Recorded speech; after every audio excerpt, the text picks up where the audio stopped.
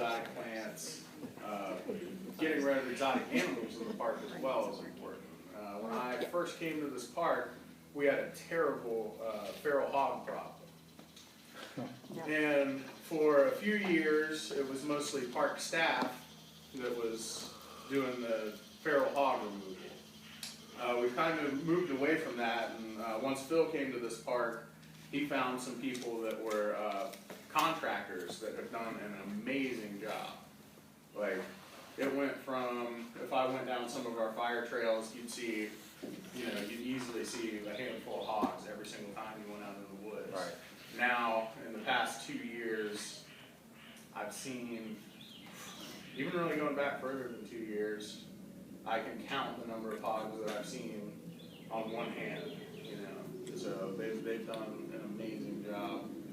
Then, just to add to that, we were talking about hiring environmental specialists, and one of the questions I used to ask, there's so many people, they're vegetarians, and so you have to ask them, are you okay with removing feral hogs? Because they have to be, they're euthanized or they're sold for meat. We can't keep them here. We can't, and they discourage you from keeping them alive. Because someone you can send them to will let them go.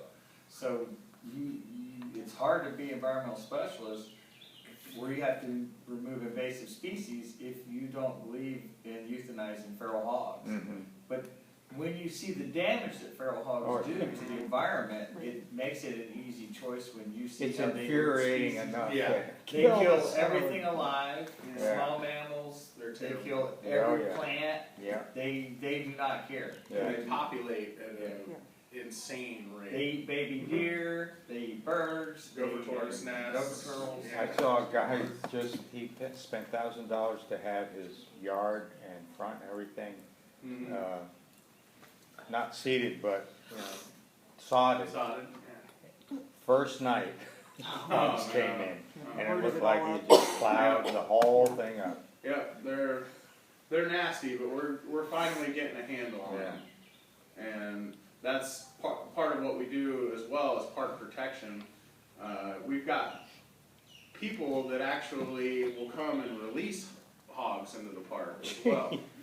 And one of the ways we can tell that is, a hog that's dropped off here, our trappers let us know generally when stuff like this is going on, because it's fairly obvious if a hog's been, just dropped off, because their snouts will actually grow.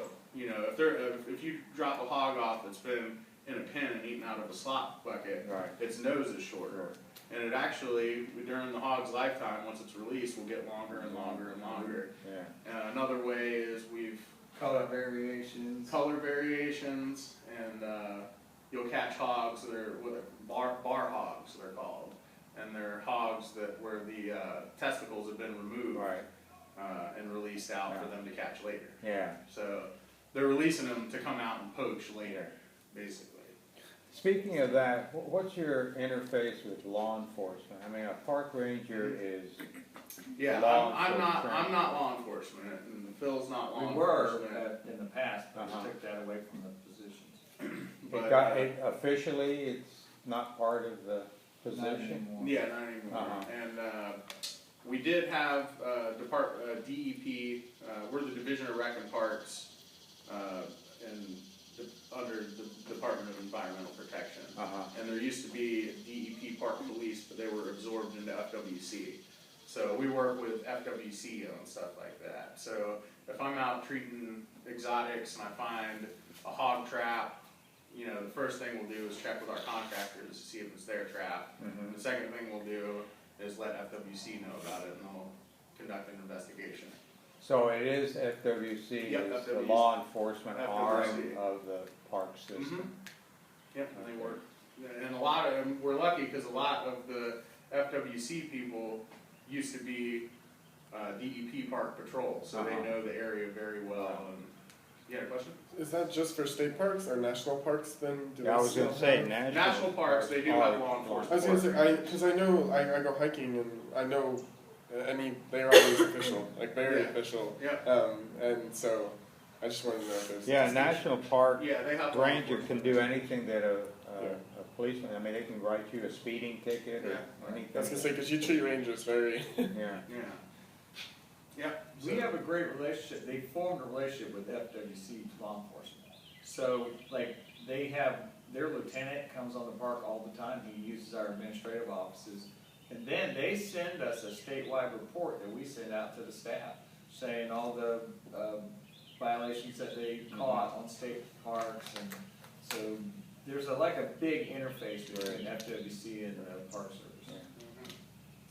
Yeah, but it's, trying to find poachers, checking people that have been up at the bridge for 2 hours and they've got 20 black drum Right. in their cooler in Yeah. the trunk of their car now, Right. stuff like that.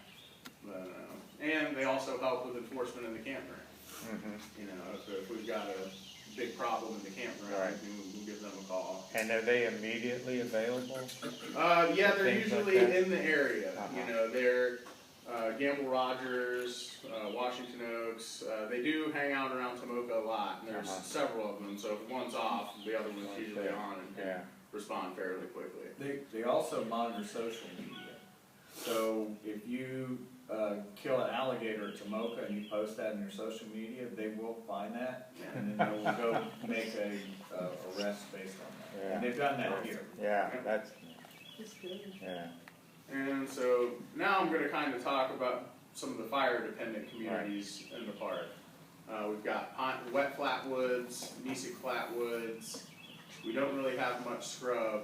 And some of our rural communities, fire is being used as a management tool to help get that back to a natural plant community. We're going to go out and take a look at something that was burned earlier this month here in a little bit. It's just kind of right back here. okay. I'll show you guys some spoil, and then I can show you the more natural area. But, so, anybody got any ideas on why we do prescribed burning? Keep fuel down. Yeah. Oh, That's part of it. Yeah, But, so Florida, once Florida rose out of the ocean, it's been a land that's been shaped by fire. mhm, You hear Florida referred to as the lightning strike capital of North America, and lightning causes fires. So we have a lot of plant communities in Florida that are actually fire adapted to the point that they need fire to remain a healthy ecosystem. So we actually can't just let fires burn unchecked anymore because of roads, homes, businesses. There's too much infrastructure to just, 300 years ago, there might be a lightning strike over there, and it burns all the way, miles and miles that way, and then it rains on it, and then it stops it for a while, but then there was this one log on the north side that didn't go out, and then once this dries out over here, now you've got a south wind, so Florida is a landscape that's been shaped by fire, but unfortunately, I guess, you can't just let wildfires burn anymore. So what we do is we try to mimic Mother Nature by burning our fire-dependent communities on what's called a fire return interval. So naturally, different ecosystems would burn, there'd be different fire return intervals. So say a Nissick Flatwoods, if there was nothing, or if there was nobody in Florida, and you had a piece of Nissick Flatwoods, nature would set that on fire every 3 to 5 years. Scrub, it's a little bit longer fire return interval, but it'll happen.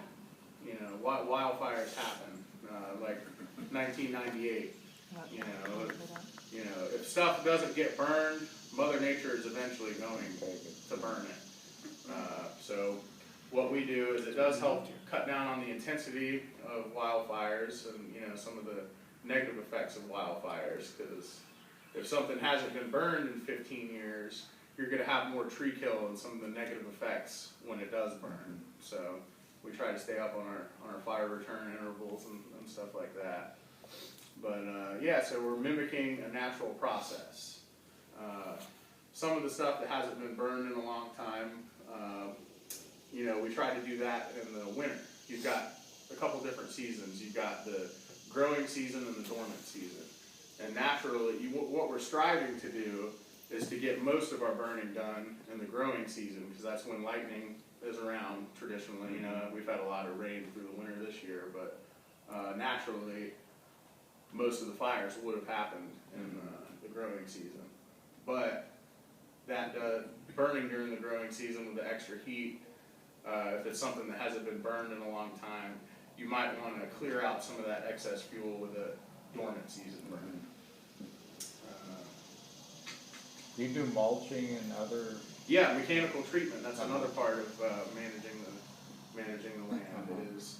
So, palmettos, we actually mowed this not very long ago, but, so say you're driving through Palm Coast or out in Daytona somewhere where there's woods. If you see palmettos that are as tall as the ceiling here, palmetto is a fire adapted plant. It actually wants to burn, and it actually is a very flammable plant. So if there was fire around the palmetto, this is all saw palmetto right here, and it was just kind of backing slow towards it, you could see the leaves kind of take on a glossy, glossy look. And that's actually a flammable liquid that the plant is secreting because it really wants to burn. wow. With pines, you know, for opening cones and Yeah. spreading and that, what's the advantage or what's the reason, what's the benefit palmettos get from It doesn't really get any benefit. It kind of clears out underneath of them. just giving more space? Yeah, it to gives more grow? space. It opens ground cover to where grasses and forbs can grow that deer and such eat. But so when you see a palmetto that's that high, it shouldn't be that high naturally. It's been fire starved. Yeah. So if you go to burn that, or if you have a wildfire in that, it's going to be very high flame lengths. They're real flammable. They catch quick and they burn real hot. So and once you burn them, it doesn't take away how tall the palmetto is. So once it grows back, you got rid of all the fuel underneath of it, but it's going to look basically the same. Right. You're still not going to get sun on the ground for grasses and stuff like that to grow. So mechanical treatment is followed by prescribed fire. So you could do with a mechanical treatment and 1 or 2 prescribed fires more than I could if I burned a zone every 3 years for my whole career. Right. It'll make it look how it should look. Right. If you look at old photographs, palmetto in the flatwoods, palmetto wasn't as prevalent. You could pull a horse-drawn cart through the flatwoods. But that's because of the frequency of Frequency burns of the that occurs. burns. Yep. So, Florida dry prairie. I did a lot of burning at Kissimmee Prairie State Park, and it's the same saw palmetto that I have here, but the fire return interval there is 1 to 2 years. So, if that palmetto was growing there, the palm fronds would be about as big as my hand, and it'd be about this tall in a well-maintained Florida dry prairie. But it's the same plant, but it just it burns so much that it never gets a chance to get big. And I know Phil used to be a burn boss. If he does anything, One of the with growing. things, like being in management, you always go back to your goals. So like Jan's saying, you write a prescription, and there's a desired condition for the ecosystem. So like if you were looking at this, you right off the bat, you'd say, well, realistically, we're going to try to reduce hardwoods by 50% and increase what's the grass by 25%. So everything is based off of projected goals because you have a desired condition that you're shooting for, that this should look like. Right. And so that's where, like you said, you evaluate how well you did that.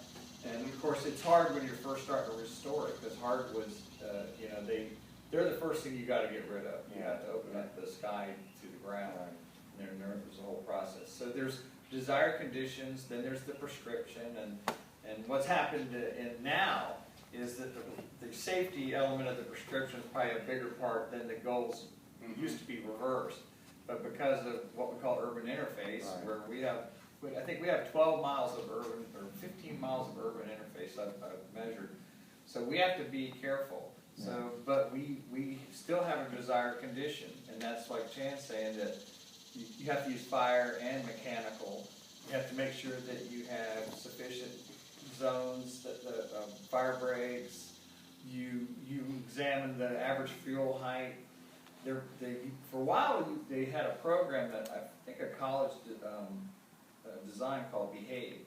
And you could go in and put in all these parameters, and it would tell you a predictive model of what your fire is going to do. Yeah. I used to use it as a burn boss, but I think you don't see it as much, maybe because it's not as, you can't stake your life on it, because there is a human factor in burning, and so safety has to be a bigger part of that. You know what's interesting to me as an ecologist is that if you didn't do any of the burns and you let it reach its terminal succession, the character would be totally different than what its natural terminal succession is, Yeah. because its natural terminal succession is based on fire. Mhm. So the profile you'd be looking at is set your goal is not just see what's natural by not doing anything and just letting it go, Mhm. because of the lack of fire. Yeah. It would look totally different Yeah. than what you're trying to. Yeah, there would be a lot of hardwood and, Right. hardwood intrusion. Right. And then, when you have a wildfire, it's not, I write a prescription that has all, I know what my smoke's gonna do, I know what my flame height is gonna be, I know how fast the fire's gonna be moving before I even set fire on the ground. Yeah. If Mother Nature did it, or somebody's cigarette butt out the window did it, it could be at a time where it's gonna be 60-foot flames blowing the tops out of the pine trees. And Right. pine trees are fire adapted, but to a point, you can't kill pine trees Yeah. with fire. So, There's another element that I hope every land manager comes to, but from experience that I have, and Chan and I do all the time, is when we go into an area, like I'm always looking at the soils. So I saw a completely overgrown area where the hogs rooted up white sandy soil. So I go, at some point, this was a sandhill. It wasn't a hammock. So then, University of Florida happened to do archaeological dig in that area, and indeed, they found that had been a sandhill. And then another element is, you can go into an area and look at the older trees and see fire scarring on there. So you can look at that. Chan and I do that all the time when we go out and scout areas. We look at fire scarring from, in some point in the past, this burnt from this direction. And so there's things you have to look at the soil, and you can learn what was there, even though it's completely grown over. You might have had a scrub, or you might have had a sandhill, or some other. yeah. So anybody got any questions about prescribed burning or what goes into it? We have a classmate in a different class. His name's Steve. We don't know his last name, but he always wears a bald cap and glasses, and he's older, like 40s, I would say. White hair, and he's on a burn team, and he did a presentation for us, and it was cool. Okay. Because he goes out, and he has, I think he said a little over 100 burns now, Okay. and so it was cool. We learned a lot about that then. Our burn team, and I did it in the early 2000s when the state would actually pay for you to travel and not come back to your park. So we would do 7 days in a row. And 5 people, we burned, like the biggest part we ever burned, we were going to burn 2,000 acres, and we ended up burning 3,000 acres. But it was fine. But that is an experience that it's tough on your life, but it is a neat thing. In fact, we have the district burn engine here for that team. We were going to bring it. I was gonna bring it, but we've been doing a lot of burning lately. So both of the parks engines are pretty dirty, and the district truck is a nicer State of truck. the art It's like brand. brand new. So I was gonna grab it, but it was dirty too, and the guy took the key home with him. So. But in these teams, you do see things that people don't get to see. Like you burn at Kissimmee Prairie, you're in the middle of 56,000 acres. You Yeah. just burnt 2,000 acres, and you see dust devils that are 200 feet tall running across. You see you just see things that you know are special that everyone Make it doesn't rain. know. You can literally, Yeah, you on make a it fire rain. down there, you can make what's called a pyrocumulus. So the air can only hold so much particulate matter, and you're sending a lot of particulate matter up into the air when you're doing a prescribed fire. So I've only been on one that did it, but it was pretty impressive. It, you know, it made lightning, everything. It actually knocked the power out to the park biologist's house.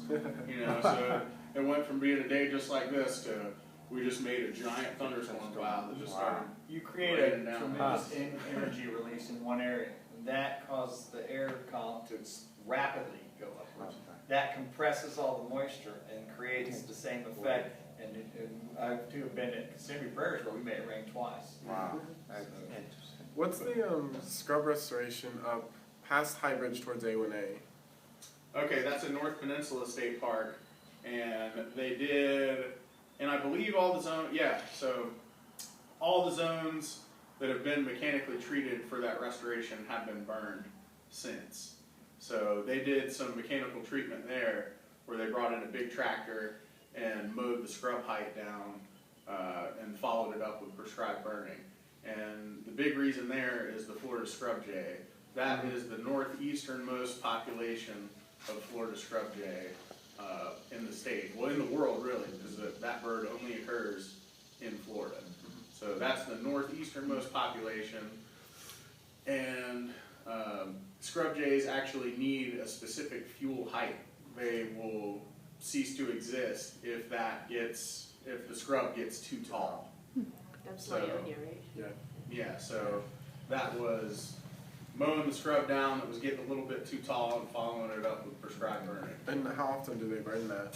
That is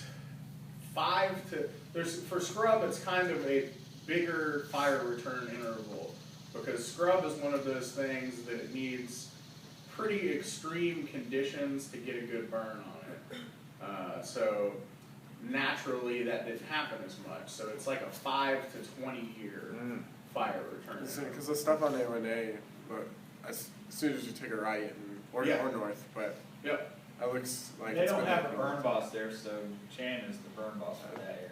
Yeah, I was the burn boss there, and then I came here and I'm still the burn boss there. But yeah, so the scrub's one of those things with really when you get a fire that runs through it, kind of it's not going to kill the palmetto, but it top kills all those big oak trees. Yeah. So all the big oak trees, well they're not big. When I say big, they're like that in there. But top kills those. It doesn't kill the tree. It comes back smaller. But scrub jays need open sand to cache their acorns and stuff like that. And they don't like having a lot of tall trees in the scrub because predators. Yeah. Which is kind of ironic because we've got power lines that run down the whole thing. That's like their favorite place to hang out, the scrub jays. Do they ever plan to open that area to the public? Yeah, it's open to the public. You can walk out there. You can't drive out there, but you can walk the fire lines and stuff. I mean, you got to follow all the park rules still and stuff out there. No littering. Or I just know there's like hunting. there's no, like you can park at High Bridge and walk, but. Yeah, you can park. There's Smith Creek parking area, Okay. and there's a nature trail that goes through the scrub to the north. And then if you wanted to walk that southern scrub, you would just have to walk the fire lines. Just a note, anybody, you can participate in fires if you pass the pack test, which the basic one is 20 pounds. 25 pounds. 25 pounds. 2 miles. You walk 2 miles. 30 minutes. 30 minutes. Now you can't run and you have to keep 1 foot on the ground all the time. So it's So- not that bad. It's not. There's an arduous, which is 45 pounds, 3 miles, 45 minutes. so once you do that and it's certified, then you take S130, S190 in standards for survival, but S130 and S190 are the 2 classes. You take those and that's basic. Then you have to have the PPE. You have to have a fire shelter. You have to have Nomex clothes, eye protection, ear protection, helmet. You know the fire shelters. When you do the pack test, you have to deploy the fire shelter, a practice one in 20 seconds with your gloves and helmet on. and it's, you know, we jokingly call it shake and bake. Because they're silver, you know, but you have to flip that thing out, you have to pull the cord, flip it out, get in and be deployed in 20 seconds. Yeah. So those are just the requirements, and really, you know, you can do as a fire trainee, and then Yeah, so if you wanted to be, say you were really interested in prescribed burning, our pack test season is really come and gone. It was in, you know, it's in winter time is usually when that's done. But, so next winter, you can sign up with a volunteer, or as a volunteer at Tomoka State Park, or Gamble Rogers, or, you know, a state park, or state forest even. All you have to do is pass the pack test in your fire shelter, and you can be out on the fire. You still have to have all the PPE. You would have to, you know, set that up. Hey, do you guys have fire gear that, you know, I could use as a volunteer? And you could be a perpetual trainee without taking any of those classes. You could just, you would have to be really attached at the hip to somebody the whole time. Yeah. All volunteer work? What's that? It's all volunteer, right? You don't get paid. No, you wouldn't get paid for it. That's just if you wanted experience in prescribed fire, Yeah. you know, which if you were going for a biology degree, you know, You're good at might be something that would be good to have. And does the pack test, what if, is it just, does it cost money? No, the pack test is free.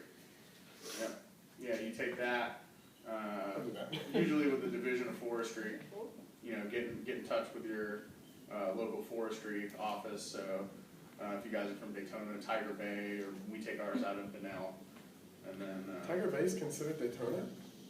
yeah, it's outside of Daytona. Really? That's where we just were. Tiger Bay is where I took my, to become a burn boss, what's that? Interagency. Interagency, that was like one of the places they had that class at, it was a week-long class. So they, you know, we're lucky when you have state force around you, you know, Yeah. they also offer some classes and things.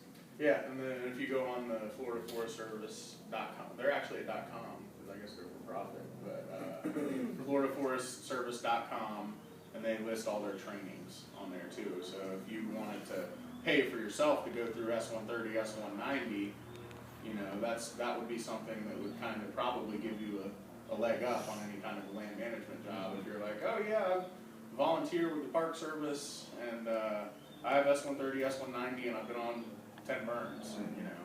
There's so much to this. There's a fire line handbook, which is a flip book. It's about that thick. And I used to read at night to go to sleep. But it, like, when the people that get used to using it, it's like, right now we had one, and suddenly there was a fire. You could flip this open. How high are the flames that you're seeing? Okay, and it tells you that all of us could grab hand tools, and it would tell you how long it would take us to make a fire line through those woods right there. Like, so then you go, and there's like, they used to have charts that showed you, like, if the flames are this big, you can use a person. If the flames are this big, you need a bulldozer. If the flames are like this big, you need a helicopter and an airplane. So, but I mean, it has everything. Tells you what to do if you see a fire. Like I was telling Shannon, you used to have in there that if you saw smoke, if it's black smoke, it's probably this. If it's white smoke, it's this burning. But it's the neatest thing, and there's an addendum that goes with it and tells you how to figure find fuel, moisture, and but it has everything in this handbook. Wow. Yeah. But anybody got any more questions? We're gonna walk and take a look at the burn area, Yeah. and then I'll give you guys just so you're not carrying